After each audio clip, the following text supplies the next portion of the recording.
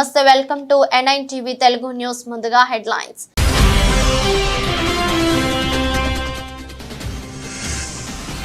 పోహర దేవి ప్రాంతంలోని జగదాంబ ఆలయాన్ని సందర్శించిన మోదీ, ఆలయంలో ఏర్పాటు చేసిన డోలు వాయించిన ప్రధాని.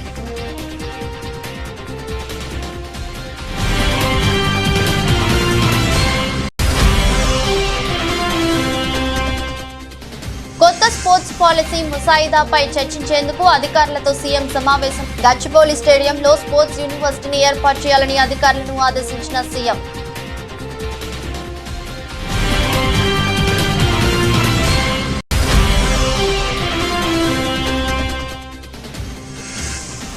తిరుమలలో వీఐపీ సంస్కృతి తగ్గాలన్న సీఎం చంద్రబాబు. కొండపై గోవిందనామ స్మరణం తప్ప మరేమీ వినిపించకూడదని వ్యాఖ్య.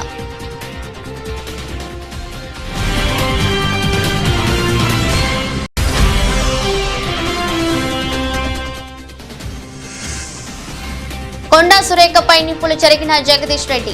రాజకీయ నాయకులు కూడా సిగ్గుపడేలా సురేఖ వ్యాఖ్యలు ఉన్నాయని విమర్శ.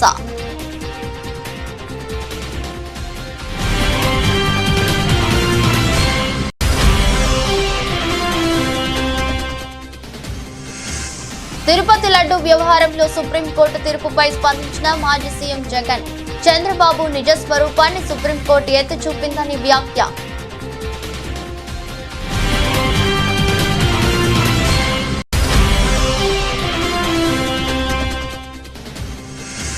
కివీస్ పై ఓటమితో భారత అమ్మాయికు భారీ దెబ్బ. సంక్లిష్టంగా మారిన టీమిండియా సెమీస్ సమీకరణాలు.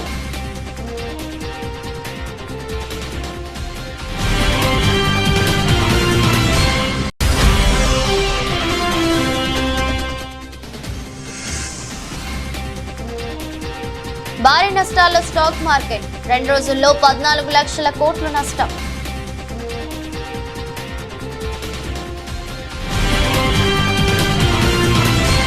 ప్రధాని నరేంద్ర మోదీ ఈ రోజు ఉదయం మహారాష్ట్ర పర్యటనకు వెళ్లారు. దీనిలో భాగంగా నాందేడ్ చేరుకున్న ఆయనకు బీజేపీ నేత అశోక్ చవాన్ స్వాగతం పలికారు. అనంతరం ప్రధాని నేరుగా పోహర దేవి ప్రాంతానికి వెళ్లారు. అక్కడ ఉన్న జగదాంబ ఆలయాన్ని సందర్శించారు. అక్కడి మూల విరాట్ అమ్మవారికి ప్రత్యేక పూజలు చేసిన మోదీ ఆలయంలో ఏర్పాటు చేసిన డోలు మోగించారు. ఆ తర్వాత సంత్ మహారాజ్ రామ్రావ్ మహారాజ్ సమాధి ఆయన చోటును సందర్శించి నివాళులర్పించారు. ఇక దేశవ్యాప్తంగా దేవి శరన్నవరాత్రి వేడుకలు ఘనంగా జరుగుతున్న విషయం తెలిసిందే. గడిచిన 3 రోజులుగా దేశవ్యాప్తంగా అమ్మవారి ఆలయాల్లో ఉత్సవాలు జరుగుతున్నాయి. దీంతో ఆలయాలన్నీ భక్తులతో కిటకిటలాడుతున్నాయి.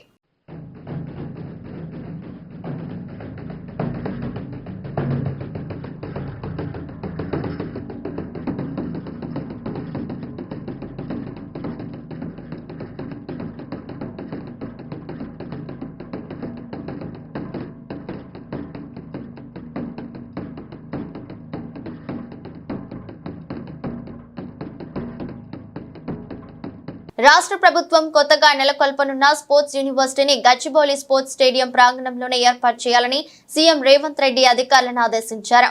గచ్చిబౌలి స్టేడియం ప్రాంగణం 70 ఎకరాల విస్తీర్ణంలో ఉందని, వివిధ క్రీడలకు సంబంధించి సదుపాయాలన్నీ ఇప్పటికే ఉన్నాయని తెలిపారు. భవిష్యత్తు అవసరాలకు అనుగుణంగా కొన్ని మార్పులు చేస్తే సరిపోతుందని చెప్పారు. సచివాలయంలో కొత్త స్పోర్ట్స్ పాలసీ ముసాయిదాపై చర్చించేందుకు అధికారులతో సీఎం సమావేశమయ్యారు. ఈ సందర్భంగా మాట్లాడుతూ క్రీడా విశ్వవిద్యాలయాన్ని young India physical education and sports యూనివర్సిటీగా వ్యవహరించాలని సూచించారు. యంగ్ ఇండియా స్కిల్ యూనివర్సిటీ తరహాలోనే స్పోర్ట్స్ యూనివర్సిటీని పీపీపీ మోడల్లో నిర్వహించాలని చెప్పారు. దీనికోసం ప్రత్యేకంగా ఒక బోర్డు ఏర్పాటు చేయాలని, యూనివర్సిటీకి స్వయం ప్రతిపత్తి ఉండేలా చూడాలని అన్నారు. ఇక అంతర్జాతీయ స్థాయిలో తెలంగాణకు గుర్తింపు తెచ్చేలా కొత్త స్పోర్ట్స్ పాలసీ ఉండాలని సీఎం అన్నారు. 2036 ఒలింపిక్ క్రీడలను దృష్టిలో పెట్టుకుని అద్భుతమైన క్రీడాకారులను తీర్చిదిద్దే రీతిలో లక్ష్యాలు నిర్దేశించుకోవాలని సూచించారు. హైదరాబాద్ లో ప్రస్తుతం ఉన్న అన్ని స్టేడియాలు, క్రీడా మైదానాలను స్పోర్ట్స్ వర్సిటీ పరిధిలోకి తీసుకురావాలన్నారు. LB stadium, Hakimpet sports school, Kotla Vijayabhaskar Reddy indoor stadium, Saroor Nagar indoor stadium, OU university cycling వేల్ డ్రమ్లను ఒకే గొడుగు కిందకి తీసుకురావాలని చెప్పారు. బ్రహ్మోత్సవాల్లో తొలి రోజైన శుక్రవారం రాత్రి రాష్ట్ర ప్రభుత్వం తరపున సీఎం చంద్రబాబు దంపతులు శ్రీ వెంకటేశ్వర స్వామికి పట్టు వస్త్రాలు సమర్పించారు. తిరుమలలోని పద్మావతి అతిథి గృహానికి సాయంత్రం చేరుకున్న ముఖ్యమంత్రి కాసేపు విశ్రాంతి తీసుకున్నారు. ఆ తర్వాత సంప్రదాయ వస్త్రధారణతో సతీమణి నారా భువనేశ్వరితో కలిసి వేడి ఆంజనేయ స్వామి ఆలయానికి చేరుకున్నారు. అర్చకులు సీఎం తలకు వరి పట్టం చుట్టి శేష వస్త్రాన్ని మెడలో ధరింపజేశారు. అనంతరం నూతన పట్టు వస్త్రాలను తలపై పెట్టుకుని బాజా భజంత్రీలతో ఊరేగింపుగా ఆలయానికి చేరుకున్నారు. మూలవర్లను దర్శించుకుని రంగనాయకుల మండపం చేరుకోగా వేద పండితులు ఆశీర్వాదం పలికారు. ఈ సందర్భంగా టీటీడీ ముద్రించిన 2025 నూతన సంవత్సర క్యాలెండర్ డైరీలను సీఎం ఆవిష్కరించారు. అనంతరం ఆయన వాహన మండపానికి చేరుకుని రాత్రి 9 గంటలకు పెద్ద శేష వాహనంలో పాల్గొని ఉత్సవమూర్తులను దర్శించుకున్నారు. కార్యక్రమంలో దేవాదాయ శాఖ మంత్రి ఆనం రామనారాయణ రెడ్డి తదితరులు పాల్గొన్నారు.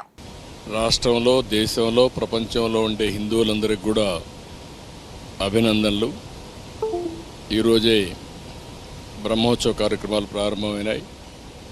ఈ బ్రహ్మోత్సవ కార్యక్రమాలు 9 రోజులు జరుగుతుంది.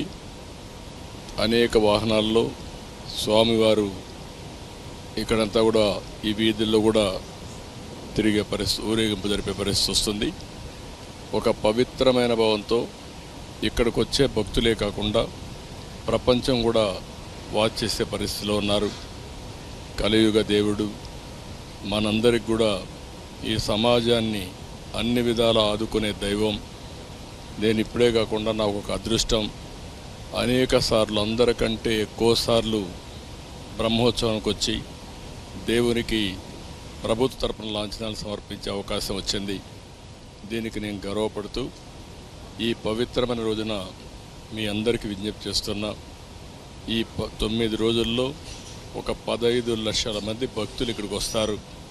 ఈ 15 లక్షల మందికి ఎలాంటి ఇబ్బంది లేకుండా టీటీడీ మేనేజ్మెంట్ అయితే అన్ని కార్యక్రమాలు చేపడుతున్నారు. తిరుమల పవిత్రత, నమ్మకం కాపాడేలా పనిచేయాలి. ఆంధ్రప్రదేశ్ ముఖ్యమంత్రి చంద్రబాబు నాయుడు అధికారులకు కీలక సూచనలు చేశారు. తిరుమల కొండపై గోవిందనామ స్మరణ తప్ప మరో మాట వినిపించకూడదని స్పష్టం చేశారు. తిరుమల తిరుపతిలో ప్రశాంతతకు భంగం కలగకూడదని తేల్చి చెప్పారు. భక్తుల మనోభావాలకు సంబంధించి ఏ విషయంలోనూ రాజీ పడొద్దని కుండ బద్దలు కొట్టారు. పద్మావతి అతిథి గృహంలో తిరుమల తిరుపతి దేవస్థాన అధికారులతో సీఎం చంద్రబాబు సమీక్ష నిర్వహించారు. తిరుమలలో అందిస్తున్న సేవలపై భక్తుల నుంచి స్పందన గురించి అధికారులను సీఎం చంద్రబాబు అడిగారు. తిరుమల వచ్చిన ప్రతి భక్తుడి అనుభవాల గురించి అభిప్రాయం చెప్పే అవకాశం కల్పించాలని సూచించారు. భక్తుల సలహాలు, సూచనలతో మరింత మెరుగ్గా సేవలు అందించొచ్చని పేర్కొన్నారు. ఒక్క తిరుమలలోనే కాక మిగతా ఆలయాల్లో కూడా భక్తుల అభిప్రాయం తీసుకునేలా చర్యలు తీసుకోవాలని మంత్రి ఆనం రామనారాయణ రెడ్డికి సూచించారు. మెరుగైన సేవలు అందించడానికి ఇక్కడ కిచెన్స్ అన్ని పనిచేస్తాయి. అదే సమయంలో ఎక్కడ కూడా నాణ్యతలో ఎక్కడ రాజీ పడం, ఎక్కడైతే ముడి సరుకులు కావాల్సినటువంటి మనం ప్రొక్యూర్మెంట్ నుంచి అన్ని జాగ్రత్తలు తీసుకుంటున్నాం. ల్యాబొరేటరీస్ అన్నీ పెడతాం. ఆ ల్యాబొరేటరీస్లో అన్ని టెస్ట్ అవుతాయి, అన్ని రికార్డ్ చేసుకుంటారు. అదే సమయంలో ఇక్కడ ప్రాసెస్ కూడా one of the best recipe. Venkateswara Swamy దగ్గరుండే లడ్డు ప్రపంచంలో ఎక్కడ కూడా ఎవరు కూడా రిప్లికేట్ చేయలేకపోయారు, తయారు చేయలేకపోయారు. దానికంటూ ఒక పేటెంట్ కూడా ఉంది. చాలామంది ప్రయత్నం చేసి కూడా ఫెయిల్ అయ్యారు. అలాంటి పవిత్రమైన లడ్డుని కానీ, ఇక్కడుండే జిలేబీ కానీ, ఇక్కడుండే మైసూర్ పాక్ కానీ, దేనికి దానికి ఒక ప్రత్యేకత ఉంది. వడకు కూడా ఒక ప్రత్యేకత ఉంది. అలాంటి మళ్ళీ ఇవన్నీ కూడా టోటల్గా ప్రక్షాళన చేసి రాబోయే రోజుల్లో ఫీడ్బ్యాక్ కూడా తీసుకుంటాం. ఈ రోజు మీరు చూస్తే మంత్రి కొండా సురేఖ మాటలు ఆమె మానసిక స్థితిపై అనుమానాలు వచ్చేలా ఉన్నాయని మాజీ మంత్రి ఎమ్మెల్యే జగదీష్ రెడ్డి అన్నారు. స్థాయి లేని వారికి మంత్రి పదవి రావడంతో అడ్డగోలుగా మాట్లాడుతున్నారని దుయ్యబట్టారు. సురేఖ మాటలు సొంత పార్టీ నాయకులు సైతం సిగ్గుపడేలా ఉన్నాయని అన్నారు. శుక్రవారం ఆయన సూర్యాపేటలో మీడియాతో మాట్లాడారు. మూసీ నదిని ఏదో ప్రక్షాళన చేస్తామని కాంగ్రెస్ ప్రభుత్వం, ఆ పార్టీ నేతలు పదే పదే ప్రగల్భాలు పలుకుతున్నారని, కానీ ముందు మురుగుతో కూడుకుపోయిన వారి బుర్రలను ప్రక్షాళన చేసుకోవాలని సూచించారు. సరే, కొండా సురేఖ గారి మాటలు గత వారం రోజులుగా చూస్తూ ఉన్నాం.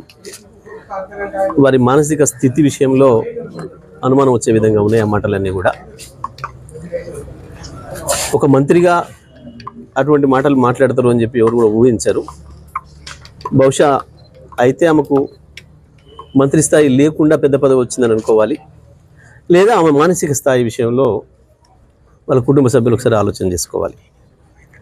ఈ మొత్తం ఎపిసోడ్ విషయానికి వస్తే ఇప్పటివరకు అసలు కేటీఆర్ అనబడే నాయకుడు ఈ ఎపిసోడ్లో ఎక్కడ కూడా లేడు. వాస్తవానికి కేటీఆర్ గారు బహుశా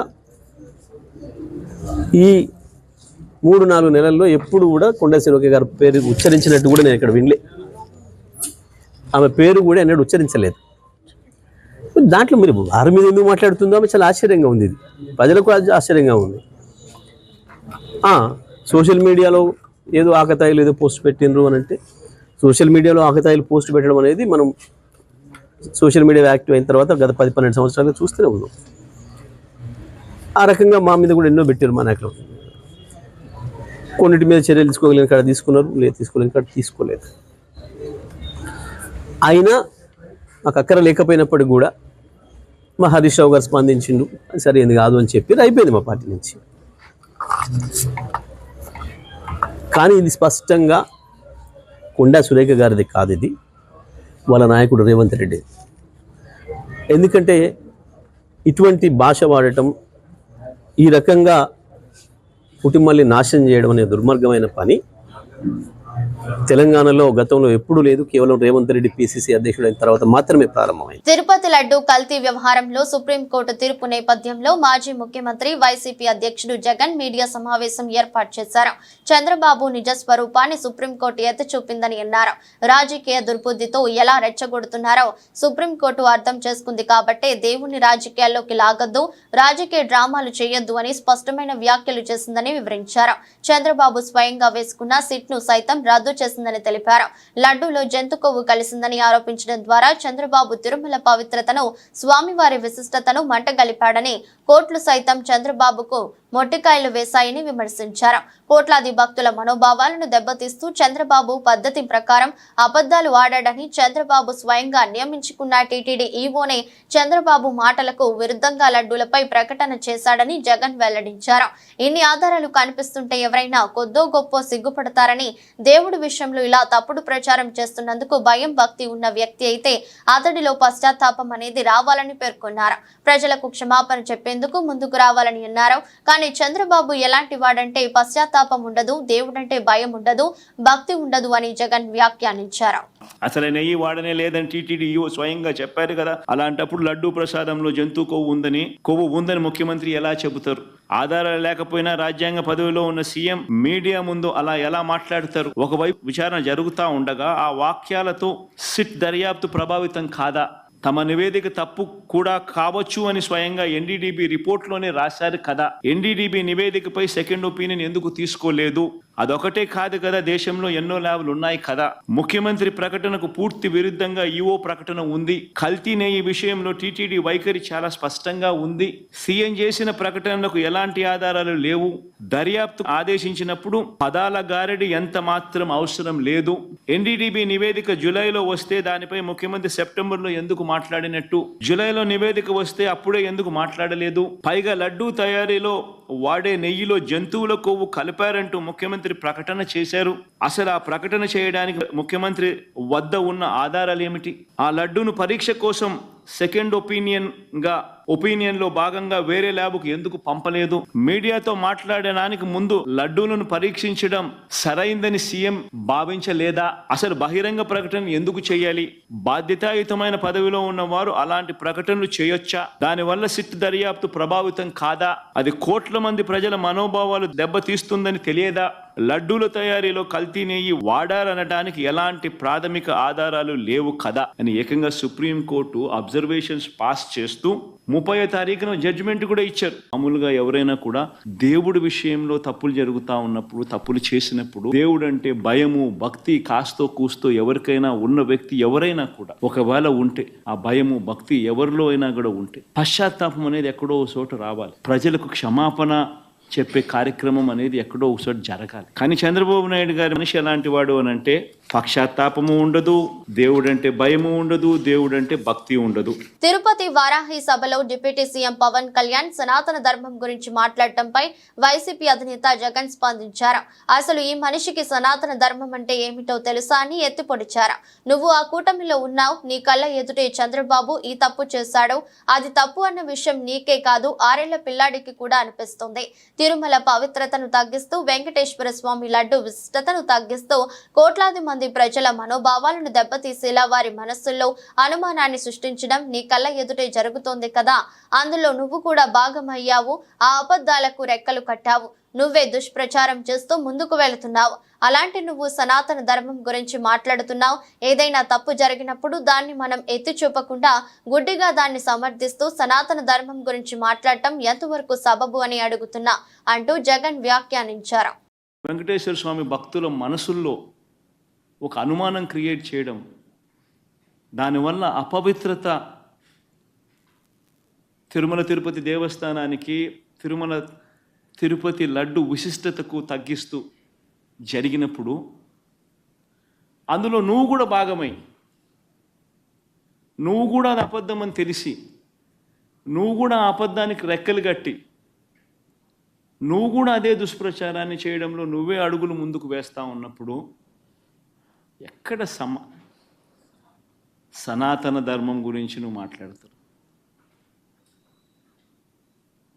ఏదైనా కానీ తప్పు చేసినప్పుడు ఆ తప్పును మనం ఎత్తి చూపలేకపోతే, ఆ తప్పును గుడ్డిగా సమర్థించడం మొదలుపెడితే, అందులో దేవుని విషయంలో సనాతన ధర్మం అని చెప్పి మనం చెప్పుకోవడం ఎంత మటుకు ధర్మం? ఎస్సీ వర్గీకరణ విషయంలో సుప్రీంకోర్టు తీర్పు అనుకూలంగా నియామకాలు చేపడతామని అసెంబ్లీ సాక్షిగా చెప్పిన సీఎం రేవంత్ రెడ్డి వర్గీకరణకు వ్యతిరేకంగా అడుగులు వేయటం ఏమిటని బీఆర్ఎస్ ఎస్సీసెల్ నాయకులు ఇస్తారి శ్రీనివాసులు ప్రశ్నించారు. సిద్దిపేట జిల్లా కేంద్రంలోని ఎమ్మెల్యే క్యాంపు కార్యాలయంలో ఏర్పాటు చేసిన మీడియా సమావేశంలో బీఆర్ఎస్ ఎస్సీసెల్ నాయకులు మాట్లాడారు. ఎస్సీ వర్గీకరణ అంశంపై ప్రత్యేక కమిటీ పేరుతో కాలయాపన చేస్తున్నారని మండిపడ్డారు. 30 సంవత్సరాల ఎంఆర్పిఎస్ సుదీర్ఘ పోరాటంలో మరి గత నెల ఆగస్టు 1న మరి భారతదేశ అత్యున్నత న్యాయస్థానమైనటువంటి సుప్రీంకోర్టు న్యాయమూర్తులు మరి అందరూ కలిసి ఎస్సీ వర్గీకరణలో న్యాయమైనటువంటి పోరాటం ఉన్నది. మరి మాదిగ ఉపకులాలకి అందరికీ కూడా అన్యాయం జరిగిందనేటువంటి స్పష్టమైనటువంటి ఒక ఆధారంతో సుప్రీంకోర్టు ఆగస్టు 1న ఒక సంచలనమైనటువంటి తీర్పు భారతదేశంలో ఇవ్వడం జరిగింది. ఆ తీర్పు వచ్చిన పిదప మరి రాష్ట్ర ముఖ్యమంత్రి రేవంత్ రెడ్డి గారు అసెంబ్లీలో ఉండి ఆ తీర్పును మేము స్వాగతిస్తూ ఉన్నాం. ఆ తీర్పులో మరి కట్టుబడి ఉండి మాదిగలకు జరిగినటువంటి ఆ అన్యాయానికి మేము ఇప్పుడు కూడా జరగకుండా చేస్తామని చెప్పి ఆయన ప్రకటన చేయడం జరిగింది. నిండు సభలో ఆ ప్రకటన చేస్తూ ఎలాంటి అడ్డంకులున్నా నేను ప్రత్యేకమైనటువంటి ఆర్డినెన్స్ తెచ్చి ఈ సంవత్సరం జరిగేటువంటి ప్రభుత్వ నియామకాలలో ఖచ్చితంగా మాదిగ ఉపకులాలందరికీ కూడా సరైనటువంటి న్యాయాన్ని చేస్తానని చెప్పేసి మరి అసెంబ్లీ సాక్షిగా చెప్పడం జరిగింది. మరి దాన్ని దృష్టిలో పెట్టుకొని మా గౌరవ మందకృష్ణ మాదిగ గారు అదే నెలలో ఆగస్టు 24వ తారీఖున మరి మాదిగ ఎమ్మెల్యేలు, మాదిగ మంత్రి అయినటువంటి శ్రీ దామోదర్ రాజనరసింహ గారిని తీసుకొని వెళ్ళి మరి అదే ముఖ్యమంత్రి గారికి మరి మీరు ఆర్డినెన్స్ తెస్తామని చెప్పారు కాబట్టి త్వరితగతిన ఇలాంటి ఆర్డినెన్స్ తెచ్చి వచ్చే ఈ నియామకాలలో మాదిగ ఉపకులాలందరికీ కూడా న్యాయం జరగాలని చెప్పేసి విన్నపం చేయడం జరిగింది. రాష్ట్ర ముఖ్యమంత్రి నారా చంద్రబాబు నాయుడు ఉండవల్లిలోని నివాసంలో రాష్ట్ర ప్రభుత్వం ధాన్యం సేకరణపై తీసుకుంటున్న విధి విధానాలపై సమీక్ష నిర్వహించారు. సమావేశంలో పౌర సరఫరాల శాఖ మంత్రి నాదెండ్ల మనోహర్ ఉన్నతాధికారులు ఉన్నారు. కానూరు రోడ్ సివిల్ సప్లై భవన్లో రైతు సంఘాలతో రైస్ మిల్లర్ల అసోసియేషన్ సంఘాలతో కేంద్ర ప్రభుత్వం కొత్తగా రూపొందించిన విధి విధానాలపై సదస్సు ఏర్పాటు చేశారు. ఖరీఫ్ లో తీసుకోవలసిన చర్యలపై, అదేవిధంగా ప్రభుత్వం నుంచి సహాయ సహకారాలు అంశాలపై అవగాహన కల్పించారు. ఈ కార్యక్రమంలో సివిల్ సప్లై శాఖ మంత్రి Nadendla Manohar, commissioner Veera Pandian, IAS civil supply corporation managing director Manzir పాల్గొన్నారు. రైతు సంఘం నాయకులతో, అదేవిధంగా రైస్ మిల్లర్ల సంఘ నాయకులతో చర్చించి వారి నుంచి ఉన్న సమస్యలు తెలుసుకుని వారికి అవగాహన కల్పించారు. అదేవిధంగా కమిషనర్ గారు చాలా ఆయనకున్న అవగాహనతోటి చాలా లోతుగా మీతో ప్రస్తావించి చెప్పారు. కొన్ని స్టాండర్డ్ ప్రాక్టీసెస్ మనం ఏర్పాటు చేసుకోవాల్సిన అవసరం గతంలో కూడా మీరు చూశారు. స్మూత్ గా నడవాలి మనం ఈ ప్రక్రియలో అంటే కొంతవరకు మీకు కూడా పూర్తి అవగాహన ఉంది దాని గురించి. మొట్టమొదటిసారి ఈ ప్రభుత్వం వచ్చిన తర్వాత ఈ ఖరీఫ్ మాసంలో సిద్ధమవుతున్నాం కాబట్టి నేను మిమ్మల్ని అందరినీ కోరేది ఏంటంటే, గతంలో మేము చూసాం, మేము కూడా తిరిగాం. ప్రతిపక్షంలో ఉన్నప్పుడు క్షేత్రస్థాయిలో రైతు ఏ విధంగా నలిగిపోయాడు, ప్రభుత్వం తీసుకున్న కొన్ని మూర్ఖమైన నిర్ణయాల వల్ల ఇబ్బందికరమైన పరిస్థితులు క్షేత్రస్థాయిలో చాలా ఖచ్చితంగా ఉంటాయి రైతుకి. అది మీరందరూ కూడా చూశారు. అది అంతిమంగా మీ పైన పడింది, దళారుల పైన పడింది, చివరికి ప్రభుత్వం పైన కూడా పడింది ఆ విమర్శ. సమంత నాగ చైతన్య విడాకులు, నాగార్జునపై మంత్రి కొండా సురేఖ వ్యాఖ్యలపై ప్రముఖ సినీ నటుడు, రచయిత పోసాని కృష్ణమురళి స్పందించారు. జెంటిల్మెన్ నాగార్జున కుటుంబానికి కొండా సురేఖ ఇప్పటికైనా క్షమాపణలు చెప్పాలని డిమాండ్ చేశారు. కొండా సురేఖ తనకు 30 ఏళ్లుగా తెలుసునని, ఆమె మంచి మనిషి అని, కానీ నాగార్జునపై ఎందుకు నోరు జారారో తెలియదన్నారు. నాగార్జున ఎవరికి హాని చేసే వ్యక్తి కాదని, అలాంటి మంచి వ్యక్తిపై మాట్లాడటం సరికాదన్నారు. రకుల్ ప్రీత్ సింగ్ కు పెళ్లై ముంబైలో ఉంటుందని, ఆమె గురించి మాట్లాడటం సరికాదన్నారు. ఈ రోజు మీడియాతో మాట్లాడుతూ సినిమా పరిశ్రమ కోసం తాను ప్రతిసారి ముందుకు వచ్చానన్నారు. సినీ కళామ తల్లి తన కన్న తల్లి వంటిదన్నారు. తాను ఎప్పుడు న్యాయం వైపే ఉంటానన్నారు. నాగార్జున కుటుంబంపై జరిగిన ఈ మాటల దాడిని పరిశ్రమలో అందరూ ఖండించారని, కానీ బాలకృష్ణ కుటుంబం మాత్రం స్పందించలేదని విమర్శించారు. ఆడపిల్లలకు కడుపైన చెయ్యాలి, ముద్దు అయినా పెట్టాలి అన్న బాలకృష్ణ నుంచి మనం క్షమాపణ కోరగలమా అని ప్రశ్నించారు. అన్నెసరీగా, అకారణంగా ఒక అన్నెసరీ కామెంట్ వచ్చింది, అది రాకూడదు. నాకు తెలిసి కొండా సురేఖ మేడం నాకు 25-30 ఏళ్ళు తెలుసు. వాళ్ళ మొత్తం మురళి గారు కూడా మంచి మనిషి. కొండా సురేఖ గారు రియల్లీ ఐమ్ టెల్లింగ్ యూ, చాలా హంబుల్గా ఎప్పుడు నవ్వుతూ ఉంటుంది, ఫ్రెండ్లీగా ఉంటుంది, చాలా మంచి ఆమె. మరి ఎందుకు నోరు జారిందో అది మేడమే ఆలోచించుకోవాలి. బట్ జారిన అన్బేరబుల్ కామెంట్, అది చాలా తప్పు. మేడం మీరంటే నాకు చాలా గౌరవం. ఎందుకంటే ఎవరైతే మీరు కామెంట్ చేశారో, నాగార్జున చాలా హంబుల్ మ్యాన్, చాలా ఫ్రెండ్లీ నేచర్. నాకు 40 ఏళ్ళ నుంచి తెలుసు నాగార్జున గారు. ఎవ్వరికి హామ్ చేసే మనిషి కాదు. అలాంటి మంచి మనిషిని కమెంట్ చేయటం, అలాగే రకుల్ ప్రీత్ గురించి కామెంట్ చేయటం. ఆమెకి పెళ్ళయింది, పాపం పెళ్ళయింది, ఎక్కడో బొంబాయిలో ఉంటుంది. అప్పుడు మీరన్న ప్రతి వర్డ్ వాళ్ళు క్రైమ్ లైక్ ఎనీథింగ్. ఒకసారి కన్సల్ట్ చేయండి, ఒకసారి ప్రెస్కే రండి. ఆ ఆడవాళ్ళని నా సోదరి సమానుడు అనండి, నాగార్జున బాబుని నా సోదరి సమానుడు అనండి. సింప్లీ హంబుల్గా ఐఎమ్ సో సారీ నాగార్జున, ఆవేశంగా అన్నాను, అప్రయత్నంగా అన్నాను, ఐఎమ్ ఎక్స్ట్రీమ్లీ సారీ. ఒక్క మాట అనండి. యు ఆర్ గుడ్ లేడీ, నాకు తెలుసు, అందుకే మిమ్మల్ని రిక్వెస్ట్ చేస్తున్నాను. సకల జీవరాశికి ఆహారం ప్రసాదించే అన్నపూర్ణాదేవిగా 3వ రోజు దుర్గమ్మ భక్తులకు దర్శనమిస్తున్నారు. సాక్షాత్తు పరమేశ్వరుడికే భిక్ష పెట్టిన అన్నపూర్ణాదేవిని ధ్యానిస్తే ధన ధాన్య వృద్ధి, ఐశ్వర్య సిద్ధి కలుగుతుంది. లోకంలో జీవుల ఆకలిని తీర్చడం కన్నా మించినది ఇంకేమీ లేదన్నదే ఈ అలంకారం వెనుకున్న అంతర్యం. విజయవాడ ఇంద్రకీలాద్రిపై దేవి శరన్నవరాత్రి మహోత్సవాలు అంగరంగ వైభవంగా జరుగుతున్నాయి. ఉత్సవాలలో 3వ రోజు జగన్మాత దుర్గమ్మ అన్నపూర్ణాదేవిగా భక్తులకు దర్శనమిస్తున్నారు. ఉదయం 4 గంటలకు స్నపనాభిషేకం అనంతరం అమ్మవారి దర్శనానికి భక్తులకు దర్శనమిస్తున్నారు. సకల జీవరాశికి ఆహారం ప్రసాదించి అన్నపూర్ణాదేవిని దర్శించుకుంటే ఆకలి దప్పులు ఉండవని ప్రాణకోటికి జీవనాధారం అన్నం, అందుకే అన్నాన్ని పరబ్రహ్మ స్వరూపం అంటారు. సాక్షాత్తు పరమేశ్వరుడికే భిక్ష పెట్టిన అన్నపూర్ణాదేవిని ధ్యానిస్తే ధన ధాన్య వృద్ధి, ఐశ్వర్య సిద్ధి కలుగుతుంది. లోకంలో జీవుల ఆకలిని తీర్చడం కన్నా మించినది ఇంకేమీ లేదన్నదే ఈ అలంకారం వెనుకున్న ఆంతర్యం. ఈ రోజు అన్నపూర్ణాదేవికి గంధం లేదా పసుపు రంగు వస్త్రాన్ని సమర్పిస్తారు. ఈ రంగులు ఇచ్చేందుకు ప్రతీక. ఈ రోజు అమ్మవారికి గారెలు, క్షీరాన్నం, దధ్యోజనం నివేదిస్తారు. ఈ రూపంలో ఉన్న శక్తి రూపాన్ని అర్చిస్తే బుద్ధి వికాసం, సమయస్ఫూర్తి, బుద్ధి కుశలత కలుగుతాయి. హర్యానాలో అసెంబ్లీ ఎన్నికల పోలింగ్ కొనసాగుతోంది. మొత్తం 90 అసెంబ్లీ స్థానాలకు ఒకే విడతలో పోలింగ్ నిర్వహిస్తున్నారు. ఉదయం 7 గంటలకు ప్రారంభమైన ఓటింగ్ సాయంత్రం 6 గంటల వరకు కొనసాగనుంది. సామాన్య ప్రజలతో పాటు పలువురు ప్రముఖులు ఉదయం నుంచే పోలింగ్ కేంద్రాల దగ్గర బారులు తీరి తమ ఓటు హక్కును వినియోగించుకుంటున్నారు. కేంద్ర మంత్రి మనోహర్ లాల్ ఖట్టర్, మాజీ రెజ్లర్, కాంగ్రెస్ అభ్యర్థి వినేష్ ఫోగాట్, హర్యానా ముఖ్యమంత్రి నయూబ్ సింగ్ సైని సహా పలువురు ఓటు వేశారు. ఇక ఇటీవలే జరిగిన పారిస్ ఒలింపిక్స్ క్రీడల్లో డబుల్ పతాకాలు సాధించిన స్టార్ షూటర్ మను బకార్ తొలిసారి ఓటు హక్కు వినియోగించుకున్నారు. షుజర్లోని ఓ పోలింగ్ కేంద్రంలో ఉదయమే ఓటు వేశారు. ఈ సందర్భంగా ప్రజాస్వామ్య పండుగలో పాల్గొనాలని దేశ యువతకు పిలుపునిచ్చారు.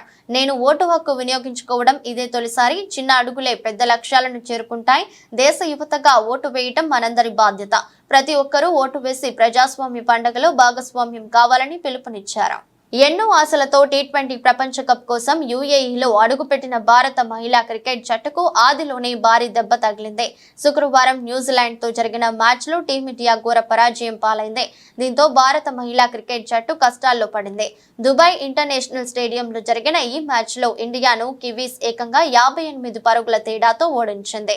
ఈ ఓటమి భారత సెమీఫైనల్ ఆశలపై నీళ్లు చల్లింది. దీంతో తన తర్వాత 3 మ్యాచ్ల్లో టీమిండియా తప్పక గెలవడంతో పాటు మంచి నెట్ రేట్ ను కలిగి ఉండాల్సిన పరిస్థితి ఏర్పడింది. అప్పుడే భారత జట్టు ఇతర జట్ల సమీకరణాలపై ఆధారపడకుండా నేరుగా సెమీస్ కు చేరుతుంది. లేని పక్షంలో గ్రూప్ దశ నుంచే ఇంటి ముఖం పట్టాల్సి ఉంటుంది. ఇలా ఈ ఒక్క ఓటమితో భారత్ సెమీస్ అవకాశాలు సంక్లిష్టమయ్యాయి.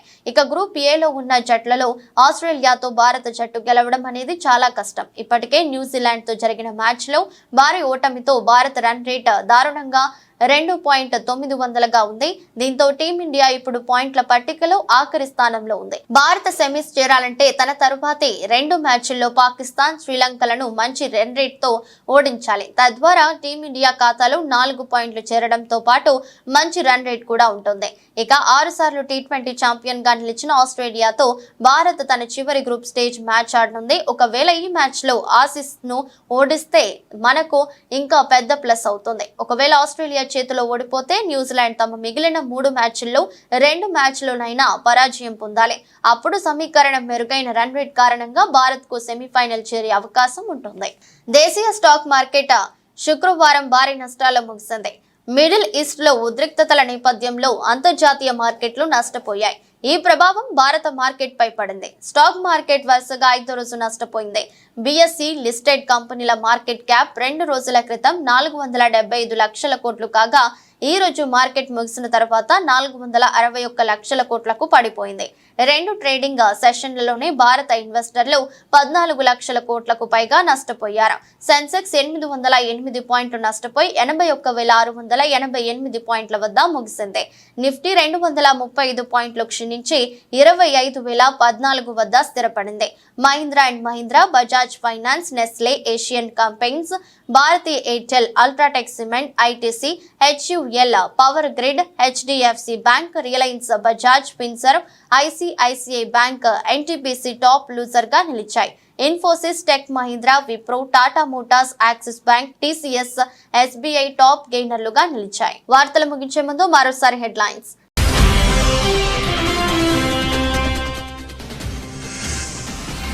పోహరాదేవి ప్రాంతంలోని జగదాంబ ఆలయాన్ని సందర్శించిన మోదీ, ఆలయంలో ఏర్పాటు చేసిన డోలు వాయించిన ప్రధాని.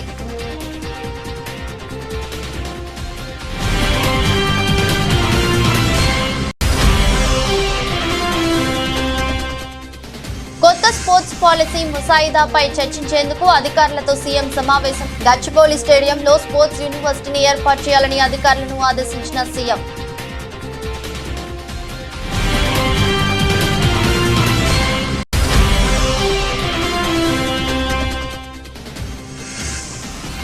తిరుమలలో వీఐపీ సంస్కృతి తగ్గాలన్న సీఎం చంద్రబాబు. కొండపై గోవిందనామ స్మరణం తప్ప మరేమీ వినిపించకూడదని వ్యాఖ్య.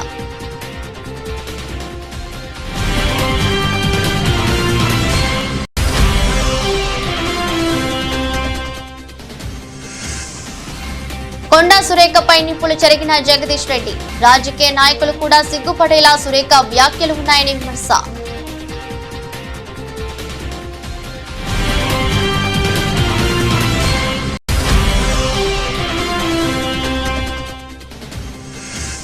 తిరుపతి లడ్డు వ్యవహారంలో సుప్రీంకోర్టు తీర్పుపై స్పందించిన మాజీ సీఎం జగన్.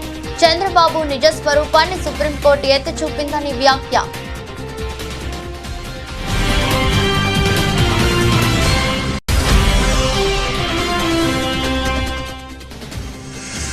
కివీస్ పై ఓటమితో భారత అమ్మాయికు భారీ దెబ్బ. సంక్లిష్టంగా మారిన టీమిండియా సెమీస్ సమీకరణాలు.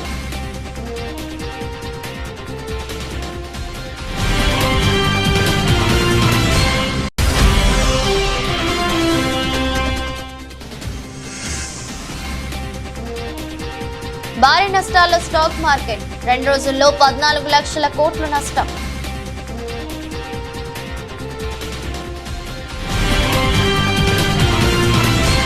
ఇది రోజు బులెటిన్. మరో బులెటిన్లో మళ్ళీ కలుద్దాం. అంతవరకు సెలవు. నమస్కారం.